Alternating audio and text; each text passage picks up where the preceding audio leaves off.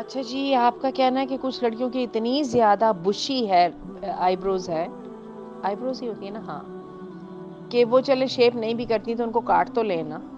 अच्छा भई अगर किसी का इतनी ज़्यादा प्रॉब्लम है जैसे आप बता रही हैं, वैसे मैंने अभी तक मेरे सामने ऐसी कोई प्रॉब्लम नहीं शक्ल नहीं आई कि जिसमें इतनी ज़्यादा हो, तो चलिए फिर ठीक है, फिर उसकी वो चूँकि एक एक्स्ट्राऑर्डिनरी शक्ल है, उसमें उसको कर लिया जाए तो चलें ठीक है। क्योंकि जो चीज़ ख़ल्क़त के ख़िलाफ़ है, उसको तो ठीक करना वैसे ही ज़रूरी है।